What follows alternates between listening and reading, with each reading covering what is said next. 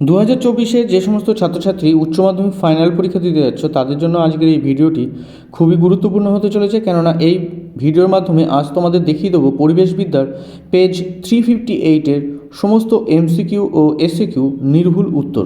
তা তোমরা এই ভিডিওর মাধ্যমে পেয়ে যাচ্ছ পেজ নম্বর 358-এর এবিটিএর টেস্ট পেপারের সম্পূর্ণ একটি নির্ভুল উত্তর।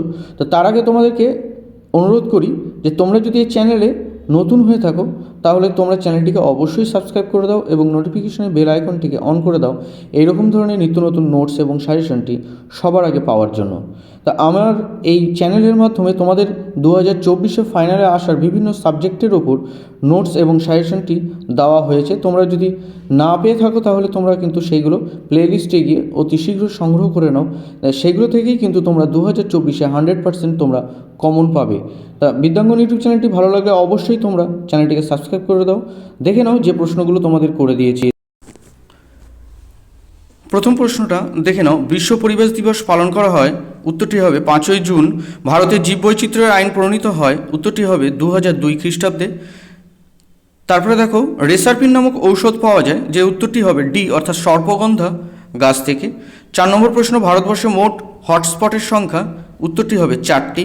তরল নাইট্রোজেন -196 ডিগ্রি সেন্টিগ্রেড উষ্ণতায় সংরক্ষণকে বলা হয় ক্রায়ো সংরক্ষণ। পরের প্রশ্ন 6 প্রশ্ন, ভারত কনভেনশন অন বায়োলজিক্যাল ডাইভার্সিটির সদস্য হয় 1993 সালে। 7 নম্বর প্রশ্ন, গঙ্গা নদীকে পরিশুদ্ধ করার পরিকল্পনার নাম হলো গঙ্গা অ্যাকশন প্ল্যান। পরের প্রশ্ন 8 নম্বর, ফরেস্ট সার্ভে অফ ইন্ডিয়া গড়ে তোলা হয় 1981 খ্রিস্টাব্দে। তারপরে দেখো 9 নম্বর প্রশ্ন, নীল শিশু সিন্ড্রোম সৃষ্টি হয় নাইট্রোজেনের অধিক প্রভাবে। 10 নম্বর প্রশ্ন, পানীয় জলের পিএইচের মান হওয়া উচিত 6.5 থেকে 8.5। 11 নম্বর প্রশ্ন, দিনের বেলায় শিল্পাঞ্চলে শব্দের মাত্রা থাকা উচিত, সেটি হবে 75 ডেসিবেল। 12 নম্বর প্রশ্ন, গ্রামাঞ্চলে এসপিএম এর বাৎসরিক গড় ঘনত্বের সর্বাধিক অনুমোদন মান হল 140 মাইক্রোগ্রাম বা পার ঘন মিটার। 13 নম্বর প্রশ্ন, স্টকহোম সম্মেলনটি অনুষ্ঠিত হয় 1972 খ্রিস্টাব্দে হবে। জীবমণ্ডল ও পরিবেশের সহনযোগ্য প্রয়োগই হল সুস্থায়ী উন্নয়ন।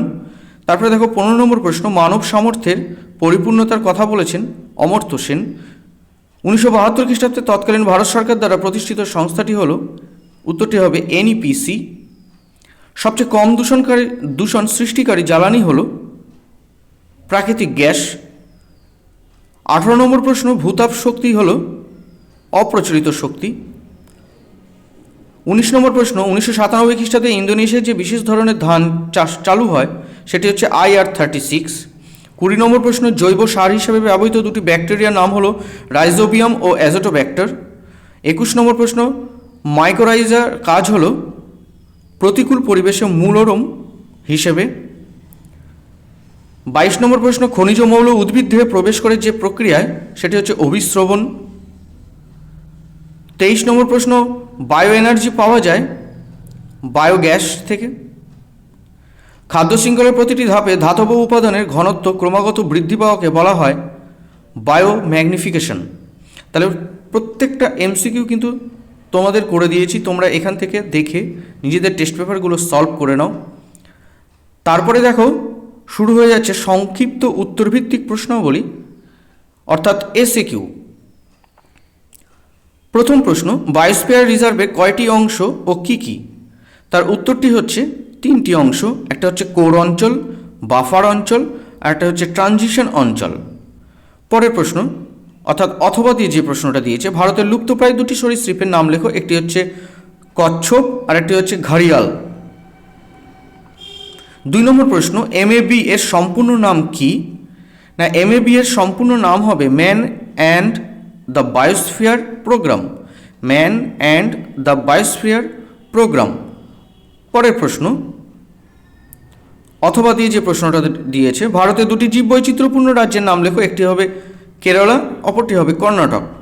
পরের প্রশ্ন, সমগ্র পৃথিবীর মোট কত শতাংশ উদ্ভিদ ভারতে পাওয়া যায়? এটা হবে 11.8%। পরের প্রশ্ন, ভারতের দুটি বিপন্ন প্রাণীর নাম লেখো। তা ভারতের দুটি বিপন্ন প্রাণীর নাম হবে বেঙ্গল টাইগার আর অপরটি হবে গ্রেট নট পাখি। 5 নম্বর প্রশ্ন, ভারতের কবে ব্যাঘ্র প্রকল্প গড়ে ওঠে? না, ভারতে ব্যাঘ্র প্রকল্প গড়ে ওঠে 1973 খ্রিস্টাব্দে 1 এপ্রিল। পরের প্রশ্নের উত্তর, না ভারতে দাহ্য পদার্থ সংক্রান্ত আইন কবে চালু করা হয়? এটির উত্তরটি হবে 1952 সালে। 1952 সালে। 6 নম্বর প্রশ্ন, WHO এর পুরো কথাটি কি? না, WHO পুরো কথাটি হচ্ছে ওয়ার্ল্ড হেলথ অর্গানাইজেশন। তোমাদের এখানে উত্তর করে দিয়েছি, দেখে নাও।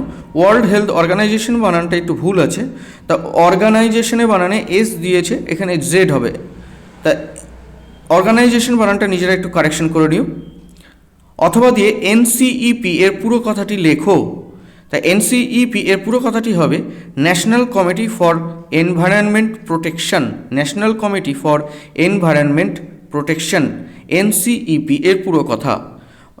7 নম্বর প্রশ্ন, বসতি এলাকার বাতাসে নাইট্রোজেন অক্সাইডের বাৎসরিক গড় ঘনত্বের সর্বাধিক মান কত? 60 মাইক্রোগ্রাম পার ঘনমিটার। 60 microgram per ঘনমিটার। পরের প্রশ্ন, 8 নম্বর প্রশ্ন, ভারতে ম্যানগ্রোভ কনজারভেশন প্রোগ্রাম কত খ্রিস্টাব্দে গঠিত হয়েছিল? না, এটি হবে 1976 খ্রিস্টাব্দে। 9 নম্বর প্রশ্ন, সুস্থায়ী উন্নয়নের দুটি উদাহরণ দাও।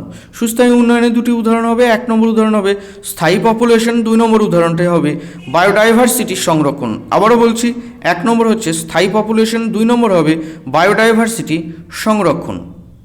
তারপরে দেখো 10 নম্বর, সামাজিক বনসৃজন কাকে বলে? খুবই গুরুত্বপূর্ণ প্রশ্ন।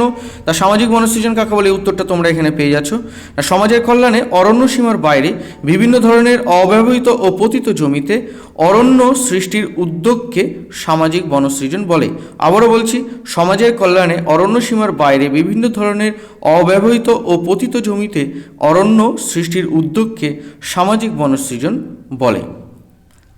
তারপরের প্রশ্ন অথবা দিয়ে দিয়েছে অপুনর্নবীকরণযোগ্য দুটি খনিজের নাম লেখো যাদের নিঃশেষিত হওয়ার সম্ভাবনা কম। তাই হবে, একটি হবে আকরিক লোহা, অপরটি হবে চুনাপাথর। একটি হবে আকরিক লোহা, অপরটি হবে চুনাপাথর। তারপরে দেখো WCMC এর সম্পূর্ণ নাম কি? WCMC এর সম্পূর্ণ নাম হবে ওয়ার্ল্ড কনজারভেশন মনিটরি সেন্টার। আবারও বলছি, ওয়ার্ল্ড কনজারভেশন মনিটরি সেন্টার। পরের প্রশ্ন, ট্রান্স এনার্জি কি? না, ট্রান্স এনার্জি কাকে বলে? কি বা কাকে বলে একই কথা। দেখে নাও উত্তরটা। না, বর্জ্য পদার্থ থেকে তাপ ও বিদ্যুৎ উৎপাদনের পদ্ধতিকে ট্রান্স এনার্জি বলে। অথবা দিয়ে যে প্রশ্নটা দিয়েছে সৌর মূলধন বলতে কি বোঝো? তা সৌর মূলধন মানেই বোঝাতে আমাদের সম্পত্তি। তা কি বোঝায়? না, সূর্য থেকে প্রাপ্ত সেই সব সম্পদ যা মানুষের বেঁচে থাকা বা জীবনযাপনের জন্য প্রয়োজন, তাদেরকেই বলা হয় সৌর মূলধন। তাহলে সৌর মূলধন কাকে বললে তখন এখান থেকে লিখতে হবে, এইটা লিখতে হবে। নীলাভ সবুজ শ্যাওলার অপর নাম কি? না, নীলাভ সবুজ শ্যাওলার অপর নামটি হলো সায়ানোব্যাকটেরিয়া। অপর নামটি হচ্ছে সায়ানোব্যাকটেরিয়া। নম্বর প্রশ্ন, মাটির কণার ফাঁকে যে জল থাকে তাকে বলা হয় কৈশিক জল। কৈশিক জল কাকে বলে? তখন তার উত্তরটি হবে মাটির কণার ফাঁকে যে জল জমা হয়ে থাকে তাকে বলা হয় কৈশিক জল। তারপরে দেখো অথবা দিয়ে প্রশ্ন দিয়েছে একক সার কাকে বলে? তা একক সার হবে, অথবা দিয়ে যে প্রশ্নটা রয়েছে, না একক সার বলতে একটি রাসায়নিক সারকে বোঝায় যার মধ্যে শুধুমাত্র একটি প্রাথমিক উদ্ভিদের পুষ্টি উপাদান থাকে। তার একক সার বলতে বোঝায় একটি রাসায়নিক সারকে বোঝায় যার মধ্যে শুধুমাত্র একটি প্রাথমিক উদ্ভিদের পুষ্টি উপাদান থাকে, যেমন নাইট্রোজেন সার, ফসফেট সার। পরের প্রশ্নটি দেখে নাও। পরের প্রশ্ন, না কি বলেছে?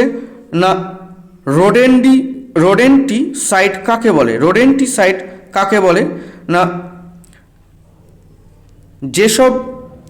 যেসব রাসায়নিক পদার্থ যৌগ ইঁদুর বা রোডেন্ট বর্গের প্রাণীদের বিনাশ করে তাদের রোডেন্টিসাইড বলে, যেমন এন্ড্রিন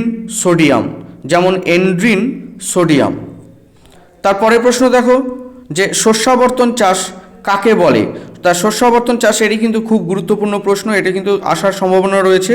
না, যে কৃষি ব্যবস্থায় মাধ্যমে একটি জমিতে বছরে বিভিন্ন সময় বিভিন্ন ফসল উৎপাদন করা হয়ে থাকে এবং জমির উর্বরতা শক্তিকে বজায় রাখার চেষ্টা করে থাকে তাকে বলা হয় শস্যাবর্তন।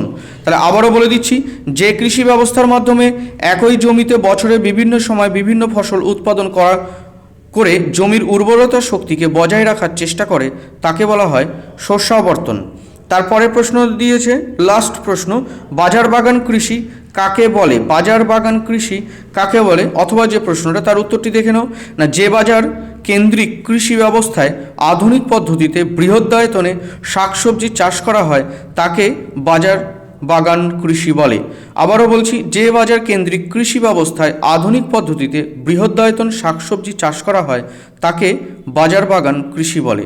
তাহলে এই থাকছে সমস্ত এমসিকিউ এসিকিউ এর প্রশ্ন উত্তর পেজ নম্বর 358-এর। তা তোমরা এইগুলো বাড়িতে নিজেদের টেস্ট পেপার থেকে সমাধানটি করে নাও। একটি মাত্র পেজ দিয়েছে ইভিএস থেকে, ইভিএসের আমি সাজেশন দিয়েছি, তোমরা যদি না দেখে থাকো তাহলে সেখান থেকে সেই ইভিএসের মান 8-এর প্রশ্নের যে সাজেশন সেটি তোমরা সংগ্রহ করে নাও। তা পরিবেশ সাবজেক্টটি থেকে কি প্রশ্নর এমসিকিউ এসিকিউ পড়বে এগুলো খুবই গুরুত্বপূর্ণ প্রশ্ন, তার উত্তরটি তোমরা পেয়ে যাচ্ছ বিদ্যাঙ্গন ইউটিউব চ্যানেলে। তা প্রত্যেকে এগুলো মন দিয়ে বাড়িতে চর্চা করো। পরবর্তী ভিডিওতে আবার তোমাদের সাথে দেখা হচ্ছে। ভালো থেকো।